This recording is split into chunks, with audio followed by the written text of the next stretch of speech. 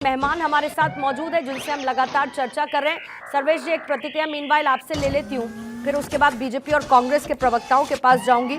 इस पॉइंट को आप कितना देखते हैं कि एक तो आरक्षित सीटें इंपॉर्टेंट है, जो जीतेगा उसकी संभावना उतनी ज्यादा झारखंड में सरकार बनाने की। दूसरा, कोई इस पर बात नहीं कर रहा कि बीजेपी के लिए क्या चुनौती है, या फिर JMM plus Congress plus RJD इनके लिए क्या चुनौती है, या इनका प्लस पॉइंट क्या है। बीजेपी के साथ शुरू करती हूँ, चुनौती और इनका प्लस पॉइंट आपको क्या नजर आता है? सीटें हैं।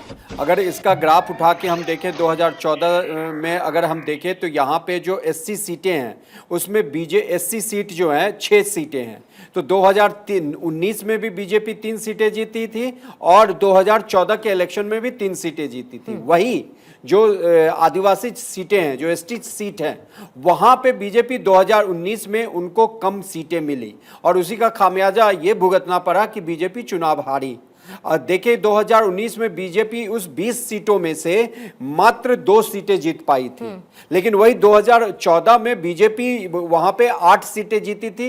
उनकी जो अभी सहयोगी पार्टी है वो जो आसू है, वो भी 2 सीटें जीती थी। लेकिन आप वहीं पे देखिए कि 2019 के इलेक्शन में जेएमएम 12 सीटें जीती। आदिवासी समाज के लिए भारतीय जनता पार्टी जब 2014 से सरकार आई है, उन्होंने हर लेवल पे, जो ग्रास रूट लेवल कहिए, उस पे जितना काम किया है, मैं नहीं मानता कि आज तक की सरकारें जो भी केंद्र में रही हो या राज्य में रही हो उन्होंने किया होगा। दूसरी तरफ देखिए, भारत के सर्वोच्च पद पे एक आदिवासी महिला को बैठाया गया, ये भी अपने आप में है। तो बीजेपी का पूरा जो उनकी आदिवासियों को सर्वांगीण विकास के लिए, जो कहते हैं कि जड़ जमीन और वहां के जो जंगल है उन पे उनका अधिकार हो और उनकी स्थिति कैसे उभरे, वो मुख्य धारा में अच्छे तरीके से किस तरीके से शामिल हो, इसका प्रयास बीजेपी करती आ रही है। और वही देखने को मिलेगा कि क्या आदिवासी समाज उस प्रयास को क्या इस बार बीजेपी में अपना वो विश्वास दे रही है। क्योंकि यहाँ पे मैंने बताया कि जो डेटा है वो एक अलग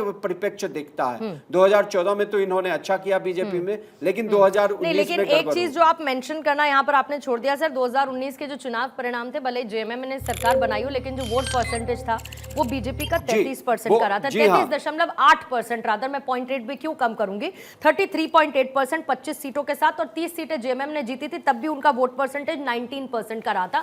जाहिर बात है कि बीजेपी उसमें एक अपवर्ड साइड पर नजर आई थी और बीजेपी उसको लेकर दम भर रही है। इस बार 51 पार का नारा भी दे रही है। जल्दी से कौशिक साहब आपके पास, फिर बीजेपी और कांग्रेस के स्पोक्स पर्सन के पास जाऊंगी। कहां लगता है आपको, एक तरफ अग्रेसिव चुनावी कैंपेनिंग हेमंत सोरेन भी कर रहे हैं, जनता से कनेक्ट करने की बात भी करते हैं, आदिवासियों की भी बात करते हैं, मैया योजना पर बहुत कुछ टिका है, इसके साथ कुछ फ्री बिजली यूनिट और कुछ और योजनाएं हैं जो कि उनकी तरफ से इस बार एनकैश करने की कोशिश की जा रही है। लेकिन क्या लगता है आपको कि जेएमएम और उनके साथ कोलिशन में कांग्रेस जो है, इनके पास भी कोई चुनौतियां हैं बीजेपी के चुनावी कैंपेन और बीजेपी को हरियाणा में मिली हुई जीत के बाद? खास तौर पर मैं आगे बात करूं। हाँ, ये बात बिल्कुल आप सही कह रही हैं और ये बात हम भी कहना चाह रहे थे कि हरियाणा में जिस तरह से उलटफेर दिखाई दिया, सारे समीकरण हम जैसे लोगों के लिए चौंकाने वाला था, ध्वस्त होता हुआ दिखा।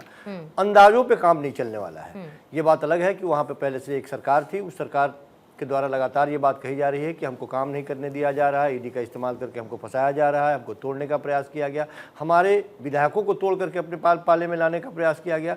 लेकिन सच बात यह है कि वहाँ की जनता को इससे कोई मतलब नहीं है। वहाँ की जनता को मतलब है कि हमारे सरकारी मुद्दों पर बात कौन कर रहा है, क्या हमारे विकास की कोई बात कर रहा है, हमारी स्थिति कैसे बेहतर हो बात कर रहा है, हमारी ज़मीनें छीनी जा रही हैं कोई बात कर रहा है, हमारे जंगल काटे जा रहे हैं कोई बात कर रहा है, बड़े बड़े उद्योगपतियों को दिया जा रहा है उसके बारे में कोई बात कर रहा है।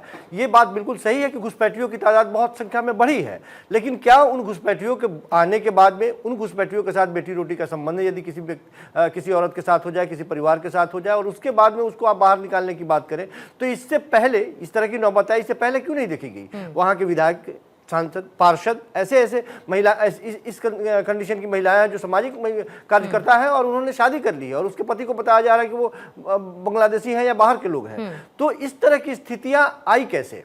ये किसके ऊपर, केवल दोषारोपण से काम नहीं चलेगा। बिल्कुल। और एक नई बात पिछले 10 वर्षों में ये विकसित हुई है पूरे हिंदुस्तान में कि केंद्र में जिसकी सरकार रहेगी, राज्यों में उसी की सरकार रहेगी, तो डबल इंजन की सरकार विकास करेगा। ऐसा नहीं होता, ये संघीय ढांचे के खिलाफ है।